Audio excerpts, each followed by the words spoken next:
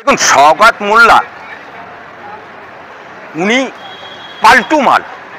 এর তৃণমূল বিরোধী ছিল, অর্থাৎ সিপিএম ছিল। এর গুরু ছিল রেজ্জাক মোল্লা। এই শওকত মোল্লাকে স্মরণ করো। শওকত মোল্লা যদি এক বাপের পয়দা হবে, তাহলে অ্যাডভোকেট আলী আব্দুল চাঁদের কথার উত্তর দেবে। তুমি যখন ওখানে আমাদের মমতা বুবু, মমতা খালা, মমতা আপা তৃণমূলে সভা করতে যায়, দক্ষিণ চব্বিশ পরগনার সভাপতি তখন পার্থ চট্টোপাধ্যায়, আরাবুল তখন দায়িত্বে, আরাবুলকে বলল যে জীবনতলায় একটা সভা হবে। এই শওকত মোল্লা সিপিএম এর দোদ্দুর নেতা, বাঘে গরুতে পানি খায়। এই শওকত মোল্লা কোনো ডেকারেটার ভয়ে মমতা বাবুর সভাতে প্যান্ডেল করতে পারেনি। কলকাতার বেহালা থেকে রেডিমেড প্যান্ডেল তৈরি করে ওই জীবনতলায় বসিয়ে সভা করেছিল। মমতা ব্যানার্জি বক্তব্য দিয়ে তখনও গাড়িতে ওঠেনি, ঠিক সেই সময় মঞ্চটাকে এত বড় বোম চার্জ করলো, মঞ্চটা দোতলা বাড়ির সমান উড়ে গেল। এই শওকত মোল্লা যখন বামফ্রন্ট চলে গেল, টাবাং করে কাতলা মাছের মতো লাফ দিয়ে তৃণমূলের এমএলএ হলো।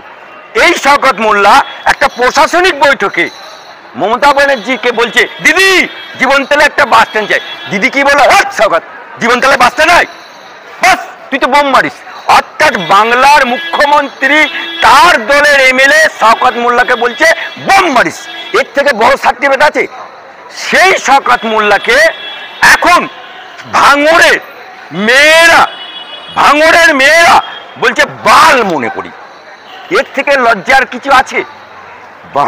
ভাঙড়ের মুসলমান মেয়েরা যারা পর্দানসীন, তাদের বুক দিল জ্বালা হো গিয়া, তাদের স্বামীদের তেল খাটিয়ে জ্বালা করে দিয়েছে। তাই ওই মেয়েগুলো আজকে চিৎকার করে বলছে যে শওকত মোল্লাকে বাল করি।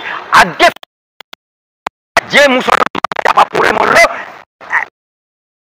তার বাড়িতে যাওয়ার, এই তো হচ্ছে মরদের বাচ্চা। ক্ষমতায় আছে তাই মধু চাটতে গেছে। এরকম মধু চাটা লোককে ওই ভাঙড়ের মেয়েরা বাল দিয়েও পৌঁছে না।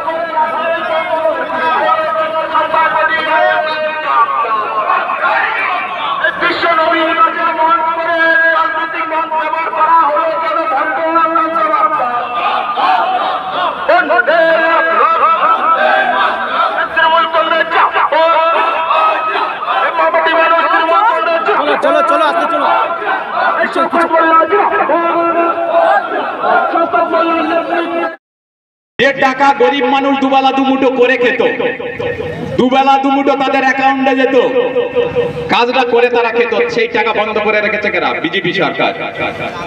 আর সেই বিজেপির সাথে আতাত করে দালালি করতেছে আমাদের নওশাদ সিদ্দিকী। কি বলেছিল ভাঙড়ে মেলার মাঠে? বলে আমরা ক্ষমতায় আসার পরে আমরা মেলার মাঠে একটা বড় হসপিটাল করে দেবো, কোনো মানুষ আর মধ্যে দেবো না, মরা মানুষ জানতে পার দেবো। 5 বছর হয়ে গেল, তা কোথায় গেল তোমার হসপিটাল? কোথায় গেল নওশাদ সিদ্দিকী তোমার হসপিটাল? তুমি তো বড় বড় ডায়লগ তো শিখে রেখেছো। আবার বলে কিনা আমার বিরুদ্ধে বড় বড় কথা বলি তাকে হাত পা পড়ে যায়। তোরা অন্যায় কথা বলবি, এত অন্যায় আমরা ছেড়ে দেবো? কোরআন হাদিসে ওটা লেখা নেই, তুইও বলবি আমিও বলবো। বলে বড় বড় কথা বললি হুজুরকার নামে, তোরা যে কি হুজুর সে লোক জেনে গেছে মাওড়ের মানুষ। তোরা যে কি হুজুর তোর নামে তো আজ থেকে বলি না, অনেকদিন থেকে বলে যাচ্ছি। তোরাও বলতেছিস আমরাও বলে যাচ্ছি। বলে আঙ্গার নামে বড় বড় কথা বললে হাত পা পড়ে যায়। ওইসব ধ্যানাসি মার্কা কথাবার্তা বলে আমাকে ভয় দেখাস নে। ওইসব ধ্যানাসি মার্কা কথায় আমরা ভয় পাই নে। ভালো কথা, যে কথাটা বলবি সত্যি কথা বল। চেয়ার টেবিল পেতে নওশাদ সিদ্দিকী চেয়ার টেবিল পেতে পাড়ায় পাড়ায় টেবিল খুলেছিল, জানো তো? টেবিল খুলেছিল। টেবিল খুলে কি বলে, কার কি অসুবিধা আছে লাই আমরা করে দিচ্ছি। সে টেবিল চেয়ার গেল কোথায়? তোদের কাগজপত্র গেল কোথায়? কিচ্ছু করতে পারবি না। আমরা রাজ্যের ক্ষমতায়, আমরা বাংলার ক্ষমতায়, আবার আমরা লক্ষ্মীর ভান্ডারের টাকা ঢোকে, বার্ধক্য ভাতার টাকা ঢোকে, সবকিছু টাকা ঢোকে। আবার কি বলে জানো, আমরা ট্যাক্সের টাকায় দিচ্ছি। ট্যাক্সের টাকায় ট্যাক্স কেটে কটা ট্যাক্স কেটে কাটে? এলাকায় পঞ্চায়েতে কেউ ট্যাক্স কাটে? গরিব মানুষ যারা ট্যাক্স কাটে বলে আমরা ট্যাক্সের টাকায় দিচ্ছি। কি আদরে কথাবার্তা, মনে হয় মুখ মুছে চুমো খাইবেই বেরোছে। হ্যাঁ, এমন ভেবে ভাষা দেবে মনে হবে যে মুখটা পুঁছে ওর মুখি চুমো খাই, বলে আমরা ট্যাক্সের টাকায় আঙ্গা দিচ্ছি। এত বড় মিথ্যেবাদী কথাবার্তা, যে কথাবার্তা মানে সহ্য করা যায় না।